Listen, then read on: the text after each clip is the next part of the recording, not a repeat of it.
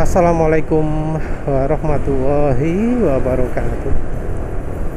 Jadi kita ngomong soal crankshaft ya, soal seal crankshaft. Berapa lama sih kendaraan itu butuh ganti seal crankshaft? Ada yang ngomong 25.000 km itu normal ya. Jadi ada bro yang crankshaftnya rembes di pemakaian 25.000 km.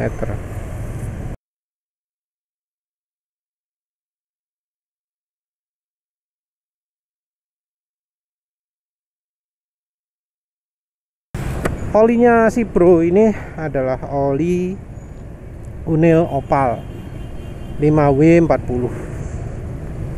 Tentu kelasnya adalah kelas full sintetik. Nah, bro-nya ini rupanya merasa nggak mungkin lah, karena olinya. Jadi dia pikir oli Unil Opal itu sudah bagus. Kenapa? Karena olinya tulisannya full sintetik, atau lebih tepatnya 100% sintetik kue. Dia merasa bahwa ini olinya full sintetik, nggak mungkin jelek ya. Bro-nya seperti biasa ya, ditawari lah. Mesran aja bro, coba mesran B40 bro. Bro-nya ini terus ngomong, wah mesran itu jauh lebih buruk daripada Unil Opal. Mesran itu mineral, nggak ada kelasnya. Penulis coba jelaskan gini. Ternyata dia ngomong, saya ini anggotanya LDIC mas, jadi saya tahu, belajar banyak dari LDIC, jadi saya ngerti betul oli mana yang baik. Iya, ternyata ya lagi-lagi ya, jadi orang yang jadi korbannya grup oli, karena dianggap kalau grup oli besar itu semua pengetahuannya pasti valid ya. Padahal setahu penulis, kalau di di LDIC itu kalau bahas sesuatu jarang sekali pakai sumber ya. Sumbernya juga pakai sesuatu yang sulit dijangkau, atau ya sebenarnya cuma permainan referensi saja. Karena ada orang yang ngaku ahli, ada orang yang ngaku mendapat pendidikan yang sesuai, orang yang ngaku sudah sesuai profesi dengan pendidikannya ya, yang ternyata merekomendasikan penulis nyuruh pakai buku Perry ya untuk belajar soal oli. Katanya di buku Perry itu semuanya lengkap, soal oli semuanya lengkap.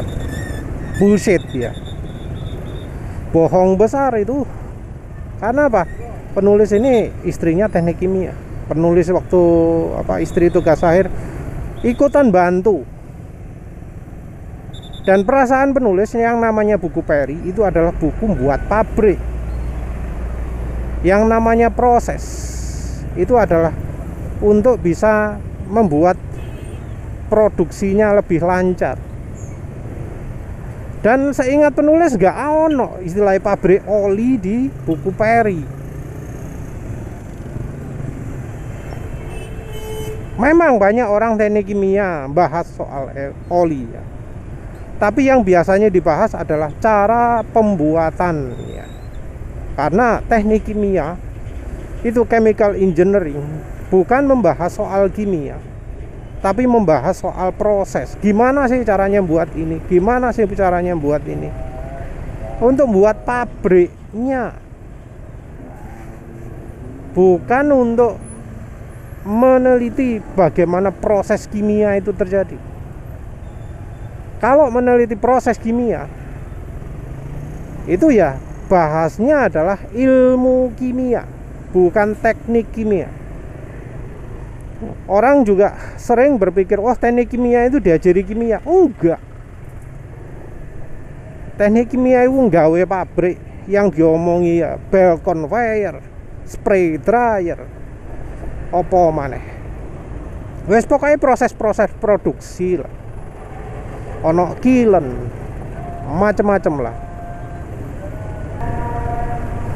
Teknik kimia itu kerjanya di pabrik karena dia itu mempelajari proses produksi. Kalau kasarannya bawahannya orang teknik industri lah.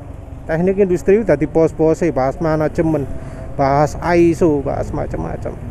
Teknik kimia itu bahas langsung mesin, gawe mesin, merawatnya, tapi terutama membuat. Nah, orangnya ngomong suruh belajar di buku Perry. Penulis coba cari, penulis serius nyari. Ya tentu golek cara gratisan. Karena perpustakaan jauh, yo wis buku Perry-nya punya istri juga wis gak karuan nanti, padahal dulu dia punya. Penulis pun ya nemu buku Perry ini, nyoba cari-cari info, dan ternyata adalah omongan orang ini, orang yang ngaku ahli, orang yang mempertaruhkan pekerjaannya, orang yang mempertaruhkan pendidikannya, ini omongannya beladus kabeh. Bullshit. Bohong dia itu. Dia itu seniornya di grup LDIC itu ya. Cik kurang ajar ngomong nyari di buku Perry, tapi ternyata ketika cari beneran di buku Perry nggak ada omongannya dia itu. Di situ nggak ada penjelasan soal pelumas iku ya opo. Grup-grup pelumas pun nggak ada. Grup 1, grup 2, grup 3. Kalau nggak salah penulis cari kata-kata poli alfa olefin itu nggak ada. Soal diester, monoester nggak ada. MPAO, CPAO nggak ada. Soal aditif-aditif yang dibutuhkan oli nggak ono. Yang ada itu adalah, oh kalau mesin turbin ini olinya itu harus ganti sekian. Dan itu adalah terutama fokusnya untuk pabrik ya. Untuk perawatan mesin pabrik, untuk pembuatan mesin pabrik, gak ngurusi isi olinya itu apa ae. Penulis dapatnya buku Perry 7th edition. Mungkin ada yang punya edisi ke-10, ke-11, ya silakan lah cek. Apa memang benar ada di buku Perry itu soal pelumas? Kalau ada tolong screenshotkan lah. Posting di mana? Ini loh soal oli. Penulis pengen tahu apa yang edisi baru ada itu. Karena di edisi ke-7 gak ono.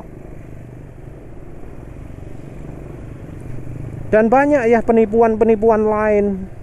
Ya ada juga yang emang orangnya tulus tapi ya aslinya gak ngerti. Dia nyari sumber ilmu itu sekenanya. Nyari sumber ilmu nggak berdasarkan sumber langsungnya dari bahasa Inggrisnya, tapi nyarinya dari terjemahan, yang hasilnya tentu kacau balau.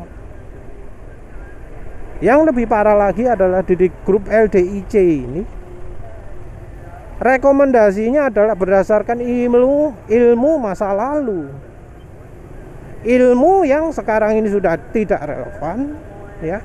Dan sekarang ini mereka tidak lagi mendasarkan pada percobaan, tapi pada teori. Oh, oli mineral itu jelek.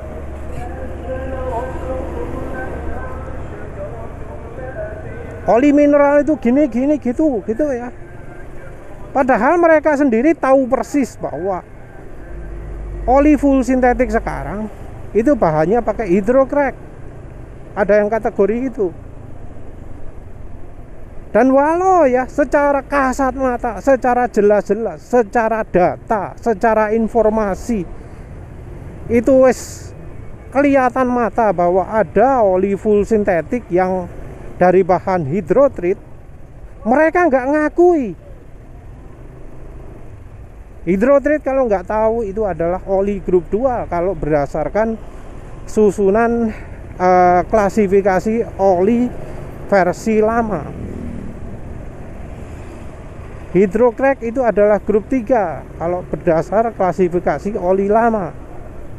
Grup 1, grup 2, dan grup 3 itu masuk golongan mineral. Tapi ya senior-seniornya tahu persis soal itu. Soalnya nggak mungkin lah nggak tahu. Wong mereka bekerja di dunia industri oli ya. Ada yang bekerja di dunia otomotif. Nggak mungkin mereka bergulat di dunia oli selama ini bertahun-tahun. Mustahil mereka nggak tahu bahwa beberapa oli full sintetik itu bahannya adalah hydrotreat, bahannya adalah oli grup 2. Mustahil mereka nggak tahu karena ya mereka pastinya sudah pernah lihat toh material safety datasheet. Tapi anehnya ya, walau mereka sudah tahu ya, entah yang termasuk misalnya sering posting Alwan William ya di bekas dimanapun, entah apakah sampai sekarang dia itu masih betul-betul nggak tahu bahwa di material safety datasheet beberapa oli yang tulisannya full sintetik itu pakai bahan hydrotreat ya. Hydrotreat yang kalau dikategorikan itu adalah grup 2. Yang dikategorikan lagi kalau kategori masa lalu itu adalah mineral. Ya kemudian muncul kebohongan-kebohongan lagi di mana oli hydrotreat itu disebut full sintetik. Oh, ini sudah pakai bahan full sintetik gitu ya.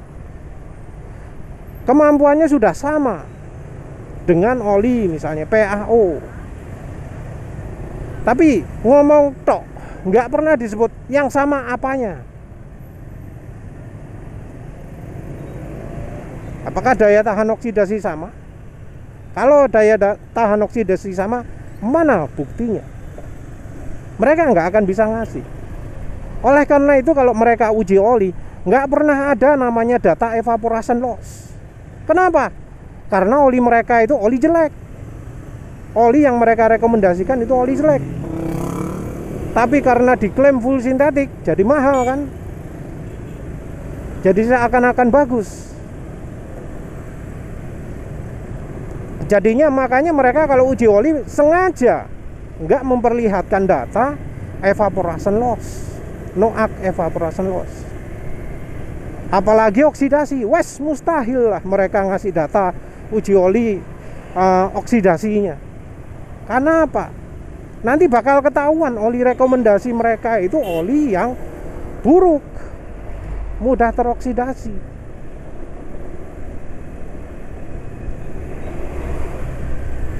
Jadi ya mereka itu kekeh ngengkel banget ya ngomong, oh oli full sintetik itu 5000 km, oli mineral cuma tahan 1500 km, semi sintetik bisa 3000 km. Baginya gampang ngono ya. Tapi mereka nggak pernah sama sekali memberikan hasil percobaan dari sintetik, semi sintetik, dan mineral. Atau kalau mereka memberikan hasil, itu sengaja dikasih hasil yang mendukung teori mereka, cuma dipilih-pilih sing cocok tok ya. Jadi mustahil mereka akan menggunakan oli macam meseran B40 atau meseran SI40 sebagai perbandingan. Oli full sintetiknya juga mereka nggak akan pakai BM1, nggak pakai Eneos molybdenum, nggak pakai Kendal GT1. Kenapa? Nanti ketahuan mereka itu bohong. Dari LDIC pun nggak situasional ya. Jadi ada yang hidupnya di pegunungan, daerah dingin, dia bisa pakai oli 10.000 km. Maka dia sarankan juga orang lain untuk pakai 10.000 km. Nggak pernah ada, oh kalau daerahnya dingin pakai gini, daerahnya panas pakai gini, makanya sering ngebut pakai gini, makanya pelan-pelan pakai gini. Nggak pernah ada seperti itu. Nggak ada situasional. Bahkan sering kali terjadi, oh oli ini bagus untuk balap, pasti bagus juga untuk harian. Tim balap ini saja pakai oli ini, makanya kita bisa pakai oli ini juga. Sering seperti itu.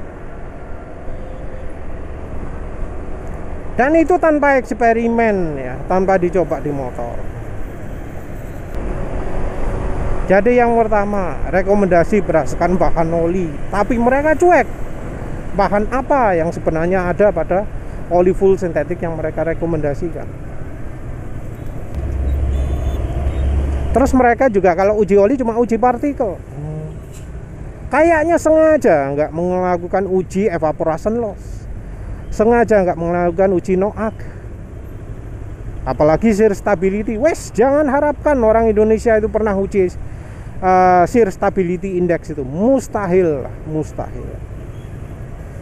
Kayaknya sampai masa depan pun nggak bakalan ada.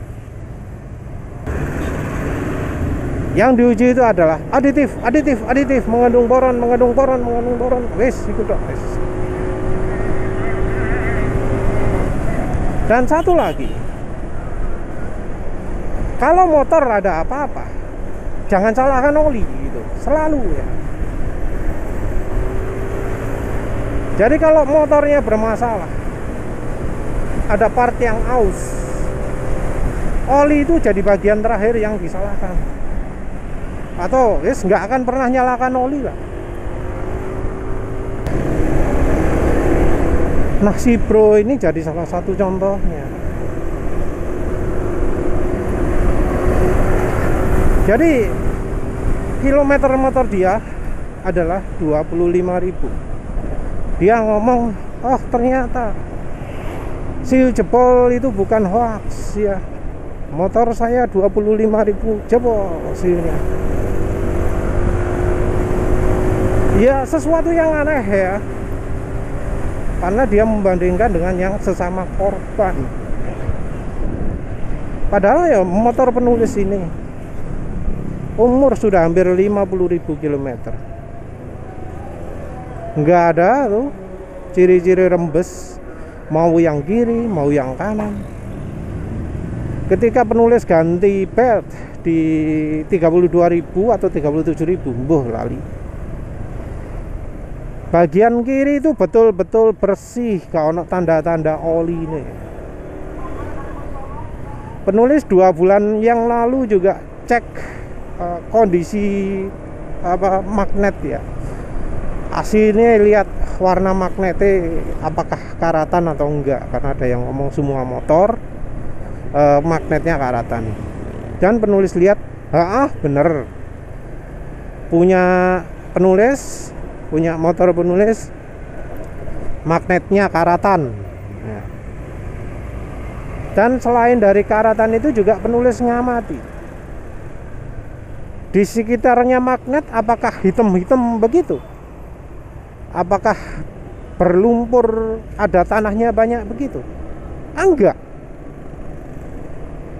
sekitarnya magnet itu betul-betul bersih, nggak ada tandanya lumpur, luberan minyak atau apapun juga. Ya tentu penulis itu nggak pakai oli mesran, pakainya jarang-jarang. Hanya kalau ingin relaksasi, hanya kalau butuh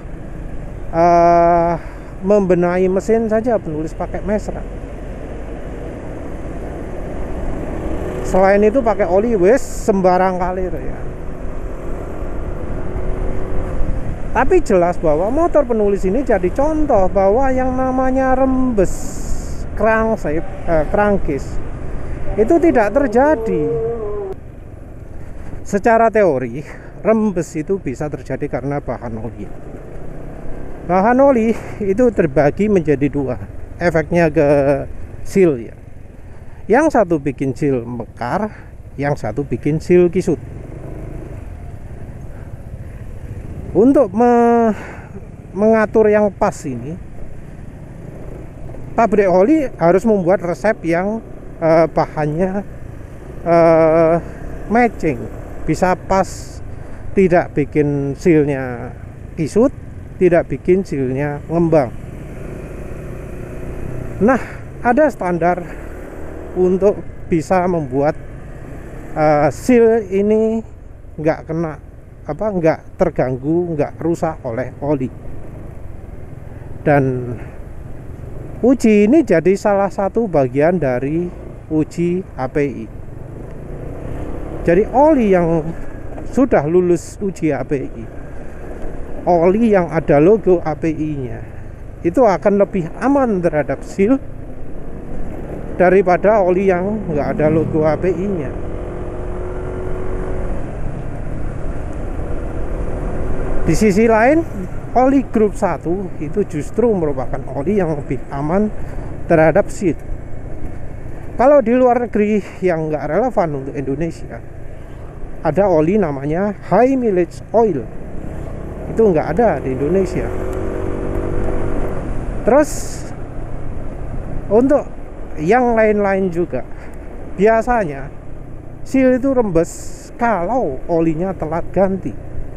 Dan kalau kita ngomong telat, bukan pakai acuan kilometer, karena kondisi pemakaian motor beda-beda, cuaca beda-beda. Nggak bisa diantem kromo sama rata semua kendaraan bisa 5.000 km. Nggak bisa. Batas amannya adalah kalau ingin nggak mengalami rembes, oli itu harus sudah di-drain ketika kondisinya hitam. Jadi drain oli itu jangan sampai olinya hitam. Ketika oli diteteskan ke tisu, terus tisunya dikeringkan, itu jangan sampai warnanya coklat. Warna coklat artinya telat ganti oli. Kita ngomong mesin bensin. Jadi kalau nggak mau mengalami rembes cepat, ganti oli sebelum olinya itu jadi warna coklat di kertas tisu. Itu sudah acuan yang universal lah ya. Kertas tisu dikeringkan beberapa jam ya, sehingga kering sendiri, nggak kelihatan lagi cairannya. Nah itu, jadi percuma pakai oli mahal-mahal itu kalau dipakai sampai hitam, tetap saja merusak. Kita juga jangan terpaku dengan acuan full sintetik.